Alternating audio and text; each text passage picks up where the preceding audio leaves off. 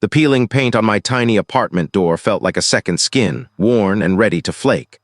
My fingers traced the familiar cracks, each one a testament to another month I'd spent juggling bills and ramen. Raj, that's me. And I was tired. Tired of the city's incessant hum, tired of the gnawing anxiety that clung to me like damp wool. My life was a collection of small, gray failures, each one adding another layer to the suffocating sameness. Then the letter arrived. Thick, cream-colored, smelling faintly of dust and something else. Something like dried flowers and old paper. It wasn't addressed to me, not really. To the last living heir of the Blackwood line, it read, that was me, apparently. A distant relative, a name I'd only ever heard whispered in hushed tones by my mother before she'd fallen silent on the subject. A recluse, they'd called him. And now he was gone, and I, Raj, was his sole inheritor. The lawyer, a man whose suit seemed too sharp for his tired eyes, explained it all in a sterile office that smelled of lemon polish and regret. The estate, vast, unimaginable wealth, the will stated, contingent on me residing there for 1 full year. 1 year. It felt like a lifetime, and yet compared to the endless gray stretch of my current existence, it was a shimmering oasis. The lawyer's words were precise, devoid of emotion, yet they painted a picture of grandeur I could scarcely believe. A sprawling manor, he'd said, nestled deep in the countryside, a place untouched by time. He'd handed me a single tarnished silver key. It felt unnaturally heavy in my palm, cool against my skin. The property is secluded, he'd said, his gaze flicking to a point somewhere over my shoulder. There are no immediate neighbors, and the nearest town is a good hour's drive. He'd paused, as if weighing something. It's a significant undertaking, mister. Are you certain you wish to proceed? Certain. I'd never felt more certain of anything. The thought of escaping the city, of breathing air that didn't taste of exhaust fumes, was intoxicating. The wealth was a secondary, albeit significant, consideration. It was the promise of elsewhere that truly pulled me, a place where the peeling paint and the gnawing anxiety couldn't follow. The drive out was long. The city's noise gradually faded, replaced by the drone of tires on asphalt, then the crunch of gravel. The landscape shifted from drab concrete to rolling hills, then to dense, ancient-looking woods. The air grew cooler, carrying the scent of pine and damp earth. The lawyer's warning about seclusion proved to be an understatement. The road, barely more than a track, wound deeper and deeper into the trees, the sunlight filtering through the thick canopy in hesitant, dappled patterns. It felt like driving into a forgotten corner of the world. And then it appeared. It wasn't just a house. It was a silhouette against the bruised twilight sky, a jagged outline of gables and turrets that seemed to claw at the fading light. It was vast, imposing, and utterly silent. No welcoming lights, no signs of life. Just the house and the oppressive stillness of the surrounding woods. The lawyer had mentioned my childhood home, but proportions are wrong. I dismissed it as a peculiar turn of phrase, a legal quirk. But standing here looking at this monstrous edifice, a shiver traced its way down my spine. It felt familiar in a way that was deeply unsettling. The way the roofline sagged, the unnerving angle of the chimneys, the sheer overwhelming scale of it all. It was as if my memories of a much smaller, much safer place had been stretched and distorted, twisted into this colossal, brooding form. The gates, wrought iron twisted into menacing shapes, hung open as if inviting me in, or perhaps daring me. I parked the car, the engine's sudden silence amplifying the quiet. It was a scent that prickled the back of my throat. I walked towards the massive oak door, my footsteps unnervingly loud on the overgrown gravel path. As I approached, I noticed something etched into the stone lintel above the door, faded, almost invisible, but there. It looked like a name. My name. Why would my name be carved there? What had I walked into? The city's grime felt like a second skin, one I was eager to shed. The drive out was a blur of familiar highways, each mile a step further from the suffocating press of urban life. Raj, they called me, and now I was Raj, inheritor of a fortune and a folly. The mansion, when it finally loomed into view, was more ruin than residence. Gnarled trees clawed at a sky the color of bruised plums, their branches skeletal fingers against the fading light. The air, even from the car, carried a damp, earthy scent laced with something else, something acrid like old pennies and forgotten sweat. Stepping out of the car, the gravel crunched under my boots, a sound that seemed unnervingly loud in the oppressive silence. The house itself was a hulking silhouette, its windows dark like vacant eyes. The will had been so specific, so utterly bizarre. To Raj, my only living kin, I leave the estate known as Blackwood Manor. Within its walls lies a legacy beyond measure, but it demands a certain fortitude of spirit. Fortitude? I scoffed. I just needed a roof over my head and a way out of debt. The sheer size of the place was staggering, far larger than any photographs had suggested. It felt like it had been stretched, distorted, as if viewed through a funhouse mirror. The front door groaned open with a sound like a dying animal. Inside, dust motes danced in the slivers of light that penetrated the grimy panes. The air was thick, stagnant, carrying a faint, cloying sweetness that made my stomach clench. It was the smell of decay, but not just of wood and plaster. It was deeper, older. My footsteps echoed unnervingly in the cavernous foyer, each creak of the floorboards a betrayal of my presence. I ran a hand along the banister, the wood surprisingly smooth, unnaturally so, beneath a layer of dust. It felt cool, almost clammy to the touch. My belongings, a few boxes and a duffel bag, seemed pathetically small against the grandeur of the entrance hall. Portraits, their subjects obscured by grime and time, lined the walls, their painted eyes seeming to follow my progress. I tried to shake off the feeling, the prickle on my skin. It was just an old house, I told myself. An immense, neglected old house. I wandered through the downstairs rooms, each one a monument to disuse. A grand ballroom, its chandelier draped in cobwebs like a macabre veil. The silence was the most unnerving thing. It wasn't the absence of noise, but a heavy, expectant quiet, as if the house were holding its breath. Later, settling into what I deemed the least imposing bedroom, I tried to focus on the practicalities. Unpacking, making a mental inventory of the immediate repairs needed. But my mind kept drifting. A persistent draft, despite the sealed windows, snaked through the room, raising gooseflesh on my arms. I kept hearing things. A faint scratching like tiny claws on wood from behind the walls. A soft, rhythmic thudding, distant but insistent, as if something were being gently beaten against a floor somewhere deep within the house. I dismissed it. Old pipes, I reasoned. The wind, even though the trees outside stood unnervingly still. Rodents, perhaps, though the sounds felt too deliberate, too human. I pulled the musty blankets tighter around me, the rough wool scratching against my skin. Sleep was a distant prospect. Then I heard it. A child's laughter, faint, high-pitched, and utterly out of place. It seemed to emanate from the hallway just outside my door. My heart gave a sudden, hard lurch. I froze, straining to hear. I told myself I was tired, that the isolation was getting to me. This place was playing tricks on my mind. Was I truly alone in this vast, decaying mansion? The air in the childhood home, but proportions are wrong, was thick, not with dust, but with a stillness that pressed in on my eardrums. Each breath felt shallow, stolen. I'd spent the last 2 days trying to impose some semblance of order, wrestling with cobwebbed furniture and the persistent, cloying scent of decay that no amount of airing out could dispel. The will was clear. The wealth was tied to occupancy, to a full year within these walls. A year. The thought was a lead weight in my gut. My phone had died the first night, a convenient coincidence, I'd told myself. The landline, a Bakelite relic, crackled with static whenever I tried to dial out. The nearest town was a good hour's drive, assuming I could even find the car keys, which had a habit of vanishing from the hook by the door, only to reappear days later on the mantelpiece, nestled amongst the chipped porcelain shepherdesses. Raj, the will had called me. Raj, the inheritor, Raj, the trapped. This morning the quiet had shifted. It wasn't just an absence of sound, it was an active listening. I could feel it, a prickling on my skin like 1,000 unseen eyes. I was in the grand hall, a cavernous space where the ceiling seemed to recede into perpetual twilight. A massive tarnished mirror hung over the fireplace, its glass clouded with age. I avoided my reflection. Lately it felt wrong, too gaunt, too haunted. A floorboard creaked upstairs, not a settling sound, but a deliberate step.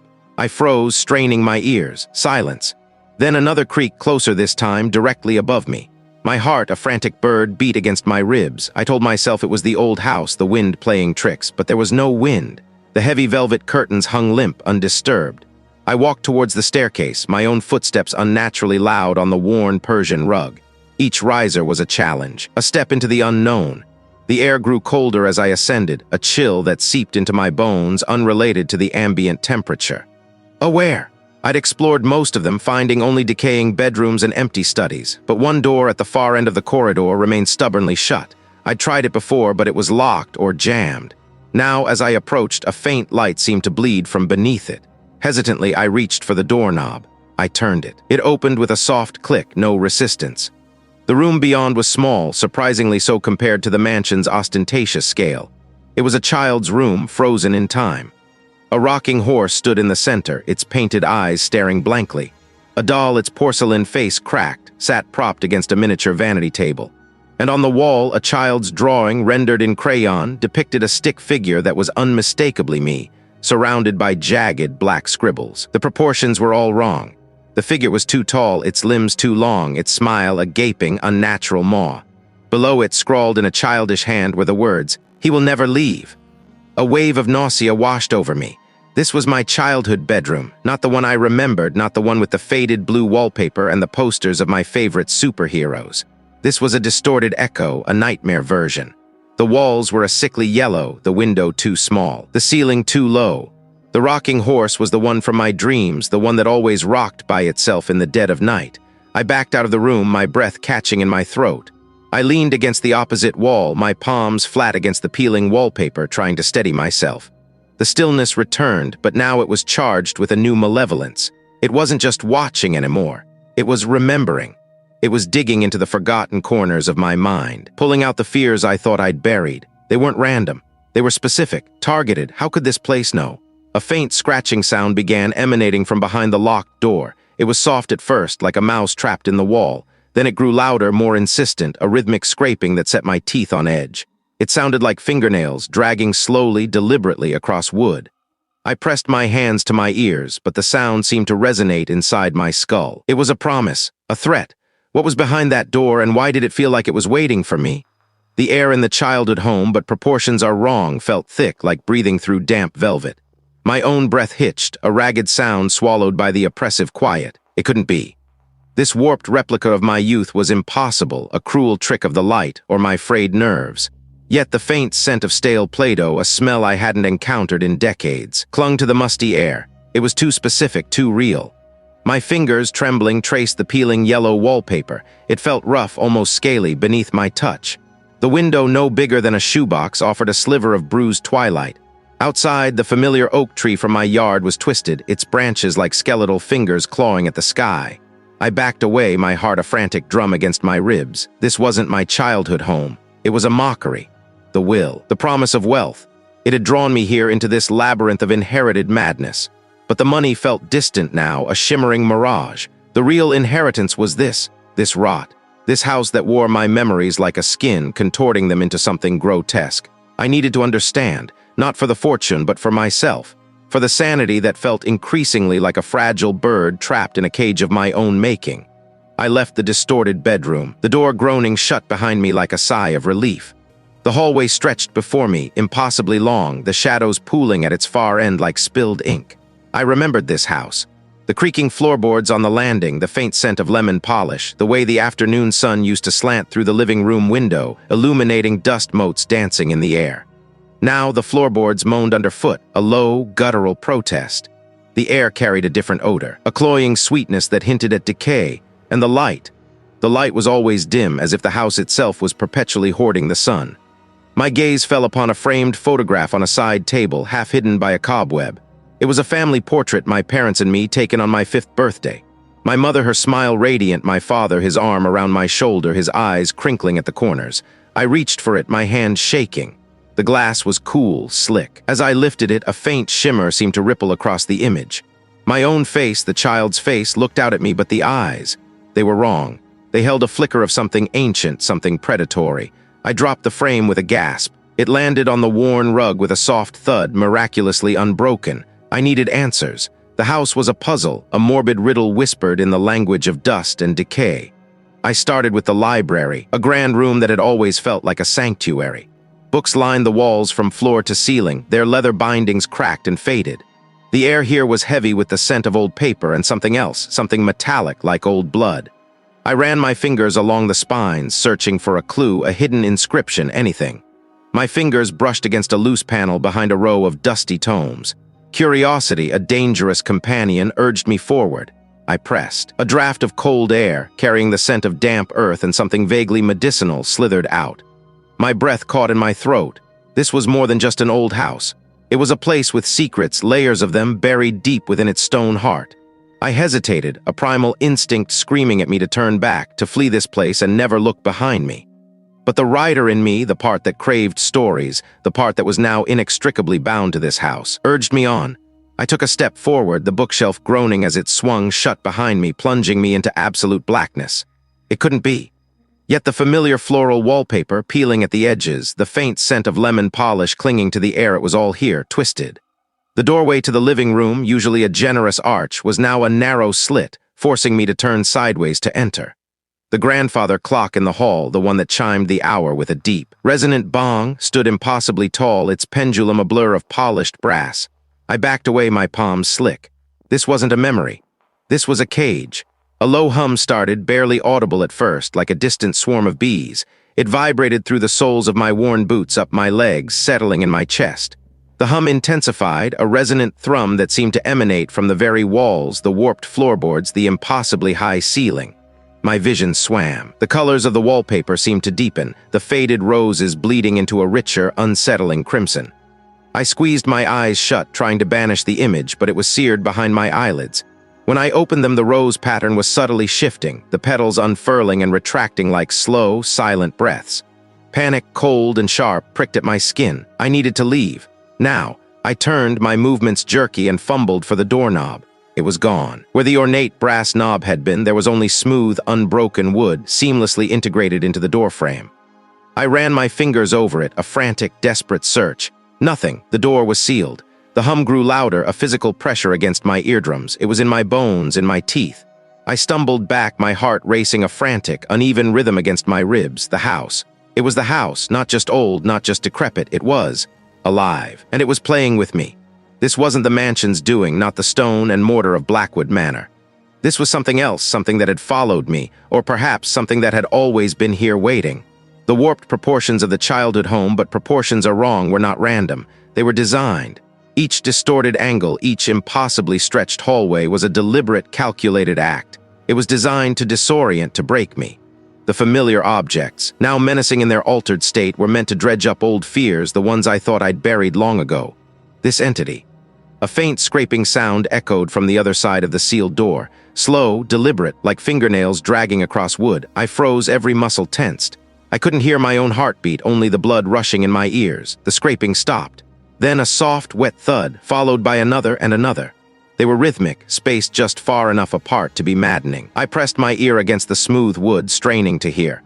It sounded like something heavy, something yielding, being dropped, repeatedly. On the other side, what was it? What was being dropped, and why did it feel so personal? My gaze flickered around the distorted room. The framed photographs on the mantelpiece, usually filled with smiling faces, were now blurred, the figures indistinct, their features smudged into grotesque caricatures.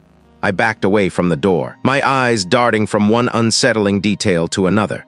The house was not just a vessel for whatever malevolence lurked within Blackwood Manor. It was the malevolence itself. It fed on my memories, my fears, twisting them into tangible nightmares. It was sentient, and it was here in my childhood home, but proportions are wrong, deliberately recreating my deepest insecurities to trap me. The will, the wealth. It was all a lure, a sophisticated trap. But what was the ultimate prize for it? It couldn't be. Yet the wallpaper, a faded floral pattern I remembered from my actual childhood room, curled away from the wall in strips that looked too long, too thin, like peeling skin. The ceiling, usually a comforting, familiar height, now pressed down, a low, bruised gray. I backed away, my boots squeaking on floorboards that groaned a protest they never had before. It was a distortion. My fingers scrabbled for the doorknob. Cold. I twisted and the door swung inward, revealing not the hallway I expected, but the same room, just wider. The proportions were still wrong, stretched like a funhouse mirror reflection. A knot tightened in my stomach. I was trapped inside my own past, a past that was actively reshaping itself around me. I had to get out. I ran, down the impossibly long, narrow corridor that had appeared where the stairs should have been. I saw the front door at the end of the hall, a sliver of pale light promising escape. I lunged for it, my hand outstretched. But the door was further than it looked, always further. The light seemed to recede, stretching the distance between me and freedom. The floorboards beneath me began to ripple like dark water. I stumbled, catching myself on a wall that felt slick and yielding, not solid plaster. I recoiled, wiping my hand on my jeans, the phantom sensation of something damp and sticky clinging to my palm. Panic clawed at my throat. I remembered the journal, the cryptic warnings about the house feeding on fear. This room, this distorted echo of my childhood, was designed to break me. It was preying on my nostalgia, on the fragile sense of safety I associated with these walls. But I wouldn't let it. I wouldn't be a plaything. I forced myself to stop, to breathe, deep, shuddering breaths that did little to calm the frantic thrumming beneath my skin. The metallic smell intensified, sharp and coppery. I looked around the warped space, my eyes scanning for an exit, any exit. A window. There. A small, grimy pane of glass set high in the wall. It was too small to climb through, but perhaps I searched for something to break it. My eyes fell on a small, wooden rocking horse in the corner. It was one I'd owned as a child, its paint chipped, one eye missing. A wave of something akin to sorrow washed over me, quickly followed by a surge of anger. This was a mockery. I snatched the horse, its smooth wood surprisingly heavy, and hurled it at the window. The horse struck the glass with a dull thud. Nothing happened. The glass remained intact, shimmering faintly. I tried again, putting all my strength into the swing. The horse connected with a splintering sound, but the glass held firm. It felt like the house was mocking my efforts, absorbing my rage and throwing it back at me. I dropped the horse and pounded on the wall with my fists. The sound was muffled, absorbed by the yielding material. My knuckles ached, but the yielding texture of the wall was more disturbing than the pain. It was like hitting a sponge, a living sponge. "Let me out!" I roared, my voice cracking. No echo, no reply, just the thick, cloying air and that ever-present metallic tang. I sank to the floor, my back against the strange, yielding wall. The wallpaper felt cool and damp against my skin. I closed my eyes, trying to recall the layout of the real childhood home. The real dimensions, the real sounds, the creak of the stairs, the hum of the refrigerator, the distant murmur of traffic. None of it was here, only this suffocating stillness, this warped reality. A faint scratching sound began, almost imperceptible, coming from within the wall behind me. It was rhythmic, insistent, like tiny claws dragging across plaster. I held my breath, straining to hear. The scratching grew louder. Closer, it wasn't just behind me anymore. It was all around me, seeping from the very fabric of this false memory. What was making that sound? And why did it feel so familiar, like a half-forgotten nightmare scratching at the edge of my consciousness? The rocking horse felt lighter than it should, a hollow thing in my hands. The air in this room, this childhood home, but proportions are wrong, pressed in, thick and heavy. The walls seemed to breathe, a slow, suffocating rhythm that matched the frantic beat of my own chest. I held the horse, its single glass eye staring blankly, and the anger that had flared moments before began to curdle into a cold, creeping dread. This wasn't just a memory, it was a trap. The will had promised riches, a new life. It hadn't mentioned the price. The house had taken my phone signal first, then my internet. Not with voices, not really. More like thoughts that weren't mine. Insidious suggestions that slithered into my mind when I was most vulnerable. It knew my fears, the ones I'd buried so deep I'd almost forgotten them myself. Now they were being unearthed, polished, and presented to me like grotesque gifts. I'd tried to leave, twice. The first time, the road simply ended, a sheer drop into an impenetrable fog. It was playing with me. The rocking horse. It was meant to be a comfort, a tether to a time before this suffocating reality. Instead, it felt like a bait, a lure. I dropped it. It landed with a soft thud on the warped floorboards, the missing eye seeming to wink in the dim light. My gaze swept the room. The wallpaper, a faded floral pattern I remembered from my actual childhood, was peeling in long, curling strips. Behind it, the plaster seemed to writhe, as if something was trying to push its way through. My footsteps echoed unnaturally loud as I moved towards the doorway, something that shifted and coalesced when I wasn't looking directly at it. I remembered the feeling of being watched, a constant prickle on my skin, but this was different. This was a palpable presence, a weight in the air that bore down on me. I needed to find the source. The will had mentioned a heart of the estate, a place where the true inheritance lay. I dismissed it as flowery language, but now it felt like a directive. The house wanted me to find it, or perhaps it wanted me to think it wanted me to find it. I walked down the hallway, my hand trailing along the dusty wainscoting. The wood felt unnaturally smooth, almost greasy. I recoiled, wiping my hand on my trousers, though the sensation lingered. Each step was a gamble. Would the floorboards hold? Would a door swing open, revealing something I couldn't unsee? I found myself at the foot of the grand staircase, the one that led to the upper floors. It was a place I'd avoided, a gaping maw that seemed to swallow the light. The banister was carved with intricate, unsettling figures, faces contorted in silent screams. I'd always felt an unease around them, even as a child, though I'd never understood why. Now they seemed to twist and writhe in my peripheral vision. Or was it rust? My breath hitched. I could feel it, a pressure building in my skull, as if the house was trying to force its way inside my mind. They spoke of regret, of loneliness, of the things I'd failed at. They amplified my deepest insecurities, twisting them into monstrous shapes. I wanted to scream, to run, but my feet were rooted to the spot. The staircase beckoned, an invitation to a deeper descent. The will had promised wealth. Perhaps this was it, and it wanted me to claim it. I took a step onto the first riser. The wood creaked, a low, drawn-out groan that seemed to echo the house's own ancient suffering. The figures on the banister seemed to leer at me. My hand clenched into a fist. I was determined, yes, but also terrified. I was walking into a trap, a carefully constructed illusion designed to break me. But I had to know. I had to see what lay at the heart of this rot. It was a persistent, rhythmic sound like something trying to dig its way out, or perhaps dig its way in.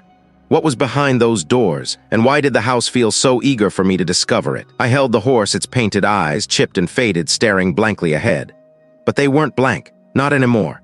A faint, almost imperceptible shimmer like heat haze wavered within the glass. The floorboards groaned under my feet, a sound like a tired sigh. The light, what little managed to filter through the grimy panes of the single window, seemed to dim further, pulling shadows into sharp, predatory shapes. The room was cold, a bone-deep chill that seeped into my clothes, but my skin prickled with an unshakable heat. I felt watched, not just by the house, the general malevolence I'd come to expect, but by something specific, something here, in this room with me.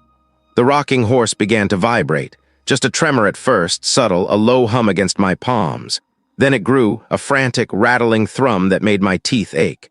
Its painted mane, once a faded gold, seemed to ripple, the individual strands blurring as if caught in an invisible wind. I tried to drop it, but my fingers, stiff and numb, refused to obey. It was stuck to me, a parasitic weight. The room's proportions began to shift, subtly at first, then with alarming speed. The far wall seemed to recede, stretching into an impossible distance while the ceiling pressed down closer, closer, until I felt the rough plaster scrape against my scalp. My knees buckled. The air grew thinner, each breath a desperate gasp. This wasn't just a trick of light or my own panicked mind. The very structure of the room was warping, trying to crush me. A high-pitched giggle, thin and reedy, echoed from everywhere and nowhere. It wasn't joyful. It was mocking. It was triumphant. It was the sound of a child, but wrong, so utterly wrong.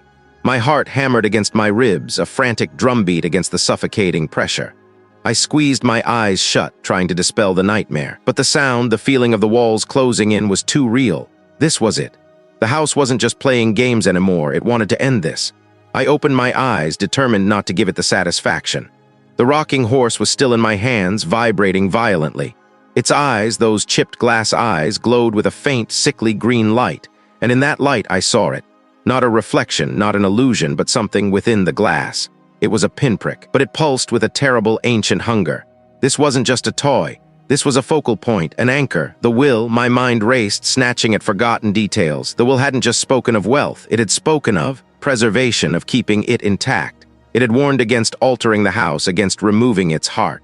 The rocking horse. This was the heart. This was what the entity was tethered to. It wasn't the house itself that was malevolent, not entirely. The house was merely a cage, a shell, and this thing in my hands was the captive, the master, the key. I flinched, my stomach lurching.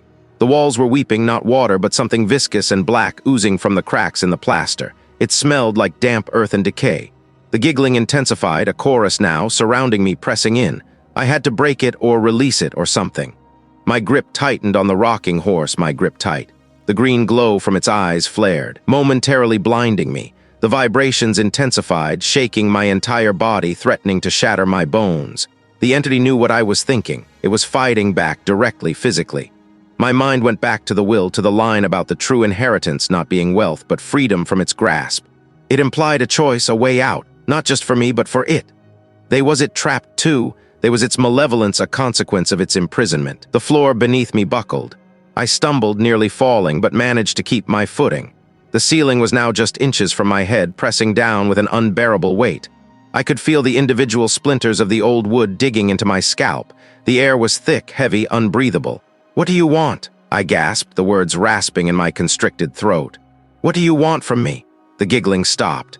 An unnerving silence descended, broken only by the frantic beat of my own heart and the violent shuddering of the rocking horse. The green light in its eyes pulsed, slowing, becoming more deliberate, like a predatory gaze. It was not a voice, but a thought, a raw, primal surge of loneliness. And then freedom, freedom. But what did that mean? And what would happen if I gave it to it? The rocking horse bucked in my hands, a living thing struggling to break free. If this was the heart, then destroying it might free the house, or it might unleash something far worse. But keeping it here imprisoned was slowly killing me. I had to choose. The house shrieked around me, a sound of raw, unadulterated fury that vibrated through my bones. The black ooze from the walls turned red, thick and viscous, dripping onto my face. My vision swam, my lungs burned, but I had to end this. I brought the rocking horse down with all my remaining strength, aiming for the warped floorboards at my feet. The impact was deafening. A splintering crash echoed through the room. The green light from the horse's eyes exploded, a blinding flash that filled the entire space. When my vision cleared, the rocking horse lay in pieces, its wooden body shattered, its head detached, its glass eyes smashed. The green light had vanished. The room stopped shaking. The pressure on the ceiling eased. The black-red ooze receded, fading back into the cracks. The air, though still stale, was breathable again. I stood there panting, trembling, the remnants of the broken toy scattered around my feet. Had I done it? Had I truly broken the entity's hold? Or had I simply unleashed it from its prison into the wider world, into me? The house was quiet, too quiet. What had I just set free? Then a whisper, colder than any wind, slithered into my ear, not from the rocking horse, but from everywhere at once, a voice like rustling dry leaves and a sigh. I came back for me, it breathed, an icy tendril tracing the line of my jaw. I stumbled backward, tripping over my own feet, landing hard on the dusty floorboards. The green eyes of the rocking horse flared, then dimmed, then flared again, pulsing with a malevolent rhythm.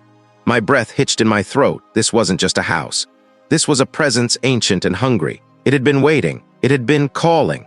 A blinding flash of green light erupted from the rocking horse, washing over me, searing my vision.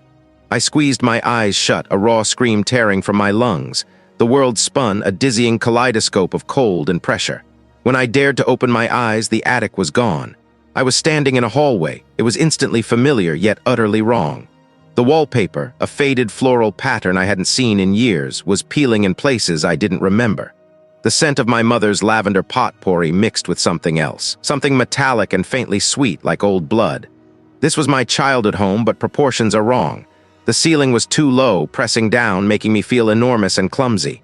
The doors, usually sturdy oak, now looked thin, almost paper-like, their frames skewed, leaning inward as if exhausted.